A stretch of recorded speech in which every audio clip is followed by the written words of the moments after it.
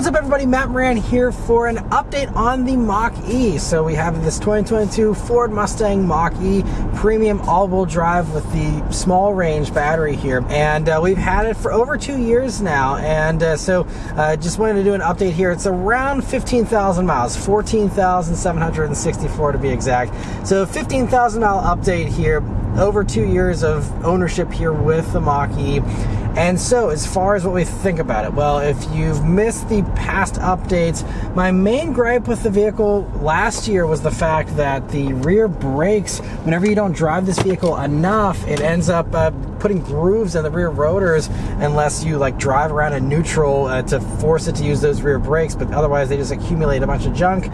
And as far as this past year, I haven't messed with it, and you know, the car uses the rear brakes so little that the rear brakes haven't really gotten any worse that I can see. And it's just something, even the dealer, you know, for the annual inspection and stuff, like, they don't even mention it anymore. It's just like whatever.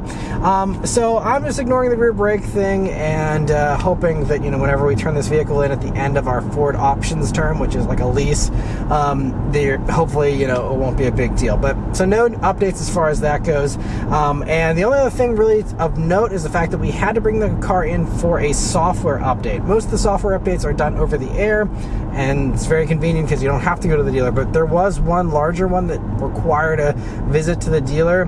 Didn't love that we had to go in for that, but you know, it's just an update. I don't know, there was nothing wrong with the car, but it's just something, I guess, to make sure that it continued to work well. So aside from those two things, it's been a really nice vehicle, and we've started to drive it more this year. We've just had a little bit of a busier life, more things to drive to and all that, and so we're racking up miles a little quicker than we did this past year. Yeah, it's been flawless. Knock on imaginary wood here. There's been no issues with it, aside from the one big thing here in this video that I want to cover, and that is tire wear. Now, tires in EVs, it seems like it's really all over the place as far as people's experiences. Some people, they have Mach-E's with the Michelin Primacy all-season tires that came on these from the factory that last them 30, 40, 50,000 miles, no problem.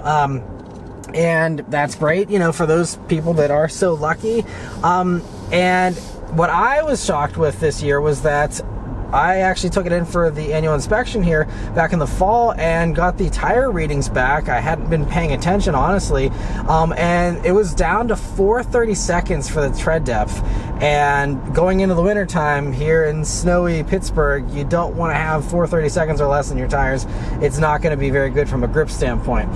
And I wasn't paying attention to it because I thought surely the car has less than 15,000 miles on it, the tires should be completely fine. And they were almost shot. So I was really disappointed in these tires. It's so bad, in fact, that if I hadn't worked out a partnership with Bridgestone, which I'll talk about in a second here, to review some tires for this vehicle, I would have actually used the tire warranty, because these tires failed so soon that they actually should be covered under warranty for at least a majority deduction. I think it's like 60% off a new set of tires because of how poorly the Michelin's held up. And just not happy with those at all. I mean, you know, Ford picked tires that you would think would be appropriate for an EV, but clearly they are not up to the task, at least, you know, in my experience. Now, I will admit that I didn't perfectly keep on top of the tire pressures, so there were some times where it was a few PSI low. Does that still cause your tires to wear twice or 3 times as fast as normal?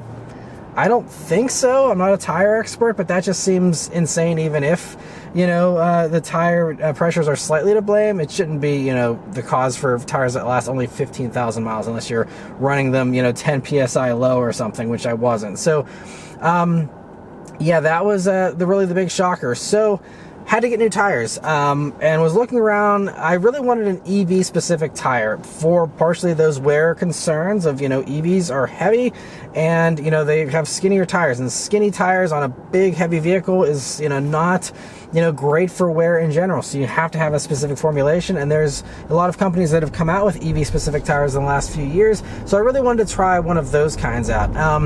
Now there's also some that like try and make the ride really quiet with like foam on the inside, but I've read stories of some of that foam stuff coming off, and you know, tires being a little more problematic as far as balancing and stuff with all this extra add-on stuff in the tire. So I just wanted a traditional rubber tire with no other weird stuff involved.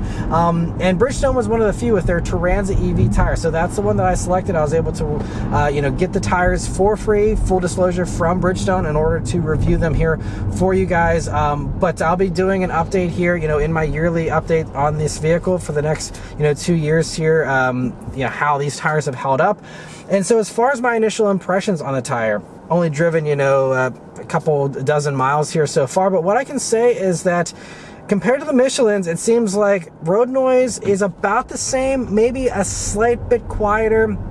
Efficiency also seems to be about the same so far, averaging 2.6 miles per kilowatt hour here in the wintertime, blasting the heat and not trying to make any attempts to be efficient. 2.6 is what we're getting now. On the prior tires, I was averaging about 2.7 miles per kilowatt hour over the past few thousand miles. So seems like efficiency so far is pretty much in line. And again, these tires are still breaking in, so I'm sure as they get broken in, they will improve.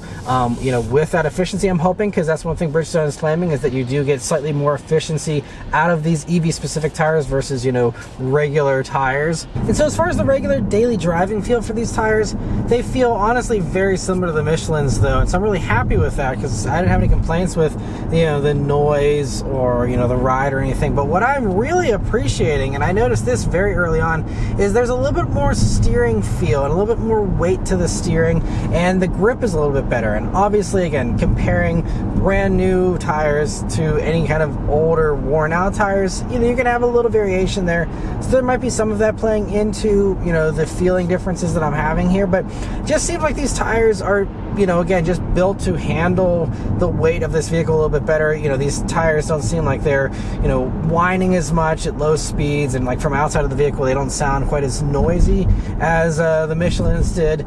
And so these tires just so far have made a good first impression. And honestly, as someone who enjoys steering feel and enjoys slight bits of extra grip, I think this does feel a little sportier, honestly, compared to that Primacy All Season, which is a very famously non-grippy tire, really. And so I'm actually, just very happy so far with these Bridgestones, and it's really nice that they do have a 50,000 mile warranty on them as well. So if you are someone like myself that's been burned by very short lifespan of tires in EVs in particular, these tires are, again, built to handle that extra stress of an EV and give you those really good lifespans. And so it's really good from a grip standpoint. And just happy to be able to try out a new tire here. It's gonna be fun. I'll be testing this over the next, again, 2 years or so. This vehicle will be going back to Ford in the middle of 2026. That is when our Ford options term is done with it. So we're gonna do another video next year to see how it handles winter this year, how it handles the summer, and we might do a road trip next summer in them, see how they do on long range efficiency and all that. And by the way, efficiency has now jumped up to 2.7 miles per kilowatt hour now since I've been driving a little bit more. So seem to match the Michelins, at least so far, and that could continue to climb here as the miles roll on. We'll have to wait and see about that. But yeah, so overall, really happy with the tires. Now I will be doing, completely honest impressions. So even though I got the tires to review for free, there's no strings attached there. So I'm going to say whatever I need to say about these tires. If they turn out to be a disappointment like the Michelins were, I will let you guys know. So stay tuned for my updates here, next year and the year after. But aside from that, Mach-E in general, the only last little thing I will say is that this infotainment system still can be a little slow at times.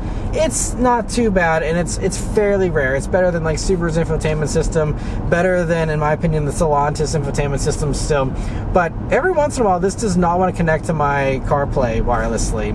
And even if I manually go in and like click to connect, it still will not do it until I key cycle the vehicle and do a little bit of a reset there, and then it will come back.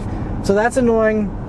But aside from that, there's really nothing else to report on the Mach-E, and I'm very happy about that because, an uneventful ownership experience is what most people want in their, vehicles. They don't want to have things to complain about and things to talk about.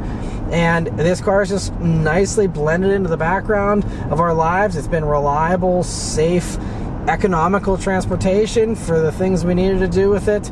And that's the other great thing is, we almost never fast charge. I think I can count on one hand the amount of times I've ever fast charged it.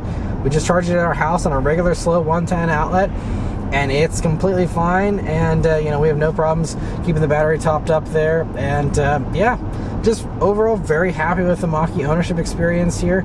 And it's only been 2 years, but there's no issues with battery degradation. It's still, when I do 100% charge, tells me I will have that full range that's been quoted for the vehicle. And anyway, that's all of my impressions here on the Mach-E, the 2-year 15,000 mile update. Let me know if you have any impressions of your own Mach-E, or if you have anything else to contribute.